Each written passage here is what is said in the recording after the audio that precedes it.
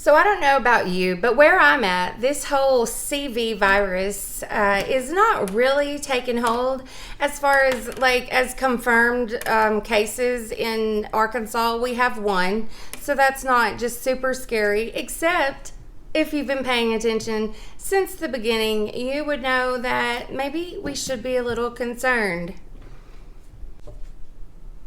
Seeing as how the WHO has now confirmed that the world is in the middle of a pandemic. It took long enough for them to come to the conclusion that yes, we cannot seem to contain the CV. You know what I'm talking about. So here's the deal. I've been watching this since pretty much the beginning, and nobody that I talked to about it seemed to really care or have any interest at all that there was a virus that was literally taking out just hundreds of people super quick. I have obsessively probably kept up with it because coming into the year 2020, I already had this feeling that there was a major shift coming, that there was something big fixing to happen, and that it was time for all systems to break down and rebuild. Humans are not living their natural, thriving way. If you look back all throughout time, humans did not work in a factory pushing a button. They are made to be active. We are part of nature. We are meant to be a part of nature. We cannot even tell where most of our food is grown. I don't know about other countries for sure, but I know that here in America that we are outsourcing so much stuff. We are very spoiled to just being able to run to the store to buy whatever we need or even just order it on Amazon. Well, what we've seen with this growing fear about the CV is that even though I'm in a state where right now we only have one confirmed case, we literally have just stores being picked over. You can't find masks. You can't find hand sanitizer. People are fighting over things like toilet paper. It's really, it's just fear. People are holding a lot of fear. And two, really the media and the government in the West really pushed all of this kind of down for the first month or two and acted like it was no big deal and they were going to be able to take care of it and they were prepared. Thanks to social media and, some people getting through on the censorship, sneaking through, if you had the intention of really trying to see what was going on in other places in the world, you could see how it was playing out the same in every area, that, they were just literally losing control of the infrastructure of the medical and the hospitals. So as of today, we are looking at being in a lockdown probably for a little while. I say that because a lot of other countries are doing it. A lot of schools are being closed, which means that kids are at home. And I don't know about you, but if you are someone who likes to be outside and doing stuff, the idea of being quarantined in to your house for the length of time that they seem to be talking about, which seems rather indefinite, is really concerning. I can't even handle a snow day. I get really antsy when I'm locked inside. I don't like winter because you're locked inside. I would rather be outside any time than just literally feeling trapped. I, like other people, have kids, and so the idea of, whenever they shut down the schools and whatever they do with that, there's a lot of places they're already doing it. What are you going to do with your kids? How can you spend that time all stuck together inside and not go stir crazy and not lose your mental stability? Well, one thing that I really think is going to be important, sorry, my dog keeps bringing me the ball. One thing that I think is going to be really important, though, is to keep a little bit of structure, some activity, do things that are going to really take your mind off of it. This is more of a how to prep for a quarantine. So I have been thinking about this as I started watching people in China get locked down, and now there's people locked down in Italy. They say that 1 in 5 humans on Earth are literally in some type of quarantine right now. So you may be thinking that this isn't going to happen to you, and hey, by all means, I hope it doesn't. But I'm going to go over some of the things that I have found to prepare as far as just things to do to keep yourself busy and occupied if you are locked in your house for a pandemic quarantine for any length of time. So let's get started. It's dropped. Gas has gone down to cheaper than it was when I was a teenager. And really, we're just seeing things that we didn't think were possible or maybe weren't even on our radar as far as what to expect. So I'm like, okay, what do you do when you're stuck inside? Well, let's think about this. Things may just, maybe you get locked down, maybe you don't, maybe you do, and it's just for a couple of weeks or a couple of months, and then they magically get rid of the virus and everything just perks back up and the stock market and everything goes back to normal. Well, what is so great anyway about normal, really? Humans are living in such a unnatural state of mind. I think it's why we have so much mental illness. I think that people's souls are yearning to be more a part of nature at a higher consciousness. And we can see with how this is playing out that it looks like there's a lot of corruption going on, that a lot of people are not even aware that people all over the world are suffering, whether that be they're dying or they're losing loved ones. It's insane to me how many people seem very disconnected from what is going on in the world. And at the end of the day, we are all one. We are all one. We are all in this together. If you were to look at Earth from space and look down on it, you wouldn't be like, oh, those over there, those are the Russians or the Chinese. You would be like, no, they're all Earthlings. We are all part of Earth. We're all part of nature. And, with there being some exceptions, I would say, of the 7 billion people on the planet, a lot of people are miserable with the way everything is set up and locked in. We are a slave to society. And you may love that, and you may be thinking, hopefully this will all pass over and we'll go straight back to that. But sometimes you've got to go through a breakdown of systems to rebuild it into something new and better.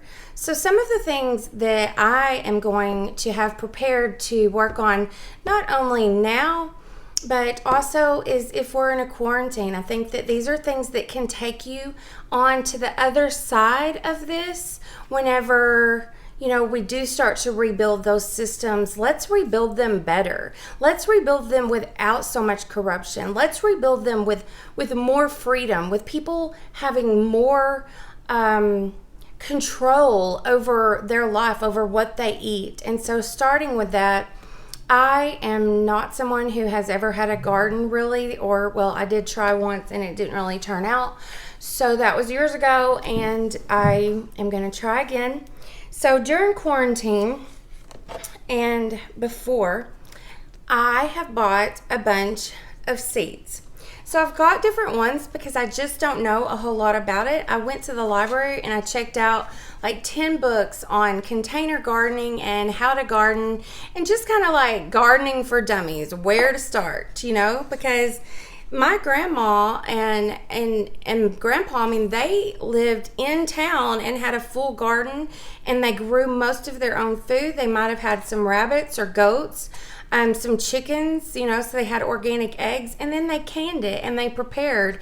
And I remember being a kid, and everybody that was elderly that took care of me seemed to have this skill set that was just part of them, which was growing your own food and canning it and preparing for when times got bad. I get we haven't had to really do anything like that. So it is really sad that we have lost some of those important skills that helped humans get where they are today was, being able to produce their own menu. So let's get started with activity number 1 that is good if you're in quarantine.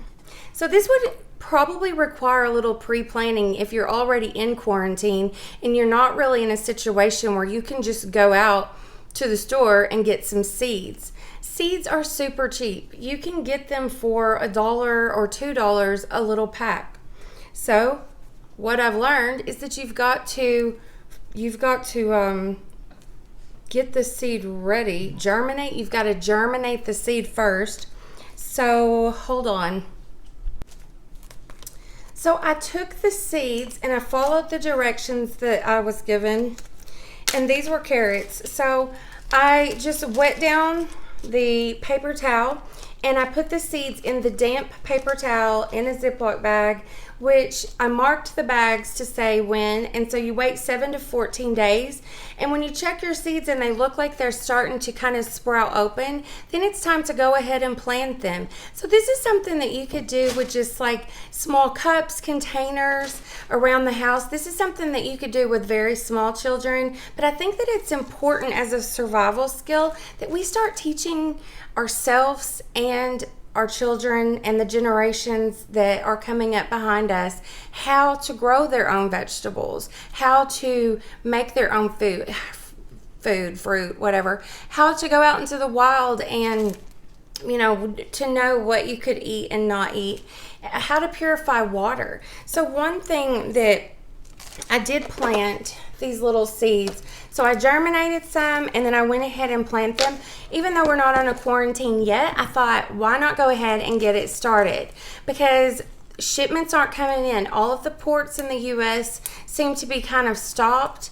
And that means that a lot of stuff that we're used to just, we're really spoiled. We're used to just running to the store and getting whatever we need. And that is great and that is convenient, but that is totally unnatural to our animalistic being. So I think that there could be a lot to be said over learning how to grow your own stuff. If you live somewhere where you have access to seeds, a little bit of soil, and some windows, even better if you have a porch or you're outside and maybe you could make a garden. But even if you're just in an apartment, you could get your seedlings started right now in the window, and it would give you something to kind of work on. You could buy all kinds of packs of seeds and just play around and see what you could make happen. At the end of the day, if you end up being in quarantine for a really long time, you will have your own food that you grew. And even whenever this all is over and we're on the other side of what seems to be such a nightmare, you will have that skill that you can take with you. Because have you thought about why you are so dependent on the government or the Walmart or whatever, Amazon? It's silly. It's wake up time. We need to learn how to be self-sufficient human beings. And now is the time, because all systems are crumbling down and we need to rebuild them with a positive, new creative energy, that we're taking the power back. We're taking the knowledge back and we're taking the power back. And if you get stuck in quarantine, it's as good a time as any to start perfecting some of those skills. So gardening is something that I have gotten a lot of these little containers. These have these little things that I haven't even messed with yet because I haven't germinated the seeds all the way. But of course, I can put one of these in every window and watch them grow, and maybe they'll work out and maybe they won't. But sometimes that's how you learn. It's just trial and error. So I did buy, just different little types of seeds. Like these were strawberries. These were sunflowers. I guess sunflower, you could eat the seeds. I also got this book at the library that is about mushrooms, and it is how to identify and gather wild mushrooms. And so I thought, let's just say that things don't go back to normal and you end up having to be in a survival situation and living off of the land. Well, mushrooms, they're really good for you. There's a lot of them, though, that are poisonous. So it's really important to know, like a field guide. So I got several different field guides for different like wild edible plants and mushrooms. And this is something that if you're actually contained to your house, that you may not be able to go out and, actually hunt mushrooms and, kind of have fun with that like an Easter egg hunt. But it is something that if you had that information, that if you ended up needing it, you definitely would have spent your time wisely on mushrooms. I particularly could go without meat, so I'm not really big on the idea of learning how to hunt. But that's another thing that you could even be studying and researching are the animals in your area and different things that you can eat and how you would hunt them if you're into hunting and of course fishing. I mean, I do enjoy being by the water and fishing, but there is going to be a lot of time for you to learn new things that you can take on with you whenever this, kind of dies down or whatever is going to happen. So save your containers. We aren't really soda drinkers around here, but I got these containers because out of these 2-liter bottles that are clear, we are actually going to try to build our own gas mask. Okay, so I have already tried this once with a air conditioning filter and it kind of didn't turn out super great, but I feel like that if you especially are on some kind of lockdown, you would have time to perfect it with things like a 2-liter bottle. Though I have seen on YouTube where you can turn your 2-liter bottle into a face mask. So I've been collecting these bottles, and I guess if anyone ever drinks all of this, then I'm going to cut this sucker up and I'm going to try to make protective mask so that if it does get really bad and you need to go out, you will be prepared. Because in case you've not noticed, you cannot buy masks anywhere. Luckily in America, we are encouraged to not buy masks because they don't even work. If you're not already in some kind of lockdown, then right now would be a really good time to buy stuff to knit and to maybe learn how to knit. If you like the idea of macrame, you could buy some hemp, maybe get some books on how to do it. Things that will make the time go by, that will kind of handle that nervous energy. Painting, drawing, get journals. Go ahead now before it's too late and prepare a box of activities and things that if someone in your house wants to take up something new, that they have the tools there already to do it. I would say go ahead and buy cake mixes and stuff to buy cake and treats, especially if you have kids and the morale starts to get down, or if somebody has a birthday or a holiday comes up, or you want to celebrate something just to kind of lift the mood. Have things like that. Have like baking contests, cake decorating stuff, have paint, have markers. I say give everybody a notebook and let them keep a diary of what living at this historical time means to them. From the Spanish flu, we don't really have a lot of recollections from people that are still alive on what that was like, and maybe never even cared, but now that you're looking at it in the face, maybe it means more. So maybe it would be nice for you to write down what you're experiencing, and that's very therapeutic as well. Have your kids writing down how they feel about what's going on, what they do all day, how they spend their day. Of course, there's always making videos and doing stuff online and getting it creative in that way. But let's face it, we are at the beginning of this. If this doesn't clean itself up, the internet may not keep going. The water may not keep going. That's another thing that I was saving 2-liter bottles for too, is because while you're in the house, while you still have running water, it is the perfect time to teach yourself the skill of purifying water. Look up, what do you need to purify water? If you were just left out in the wild, if the water got turned off, do you have the skills necessary without the internet? Do you have them stored in your human internet, in your brain? Do you have the tools that you need to survive? Because if not, quarantine is a really good time to start fine-tuning that. Whether chaos comes later or whether things get better and nobody, in your world seems affected by it. If you get locked into your house and you've got all this time, you may lose the internet. You may lose water. Go ahead, learn how to build a fire without matches or lighters. Figure out there's multiple ways. I've read about them. I've never done them, but why not use that time to learn how to be more self-sufficient? Because you don't know what's coming. You may not think anything's coming, but I promise you the energy in the air, something's coming. Change is coming. Whether that change is good or bad, maybe it's going to get bad and then it's going to get good. Maybe that change is for the good of later. We don't know yet. But you're going to have to find some way to focus that anxiety and that nervous energy about what is coming and what you're seeing and witnessing going on. Instead of channeling it into panic, channel it into creative use for things that will serve you later. Here's another book I got. This one is John Seymour and the Self-Sufficient Life and How to Live It. Okay, so this is a giant book. It's got everything you can think of, from food from the wild. It's got how to build a fire. It's how to grow things. It talks about the different leaves to look for. It's power from the wind, how to set up a water wheel. I mean, this book may seem like a dull read to some people, but I'm going to tell you what, if you don't know what's coming next, why not sit back while you're on your little quarantine and learn how to be more self-sufficient?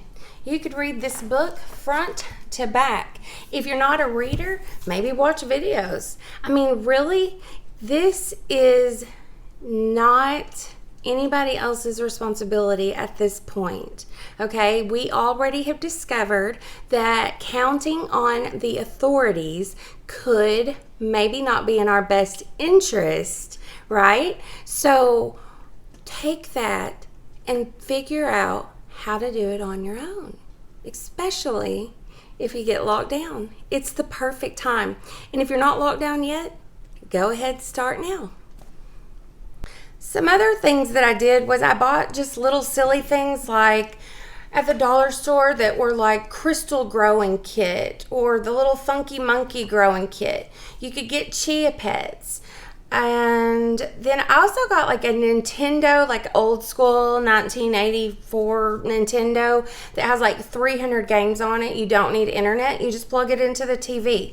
So if electricity goes out, that may not be any good. But if you're just talking about, like, let's say the internet gets shut off, I don't know how that's going to work. If you're not working and you can't pay your bills, you might not want to keep your internet on. I don't know. So at least if you had a TV and you still were in kind of a safe place, those little Nintendo games are cheap and you just plug them in. Anything like that, it gives the kids that enjoy video games, it also just gives you somewhere to kind of space out and keep your mind off of the situation, because 24 hours a day stuck inside with yourself or your family or your community could get a little stressful, they say. Of course, board games are always available. If you don't have any board games and you still have the ability to go out and shop, you could go buy some. You could even just go to like thrift shops and just get some that are cheap. One thing that we used to do in the winter was we would take all the pieces from old board games and we would just create our own board game, using paint and old pieces from other games. Make your own game. It could be a game just for your family with things that only your family would find funny or find interesting. And, make a monopoly about your life, or, that you would have the creative energy of making the game, creating the game, and then it would be a game that you could all play whenever you got bored. I really hope that this video is totally unnecessary for a lot of people. I really hope that we don't get to the point where we're going to need to be locked down or on a quarantine. And I certainly hope that it doesn't become a situation where you are pushed out of your house and you have to go live off the land and you know, just I hope it doesn't go there. But something is coming. Something bigger than anything that you could probably wrap your head around right now is on its way here. So, what are you going to do to pass time and not panic? Until next time, stay safe, stay beautiful, be creative. Peace.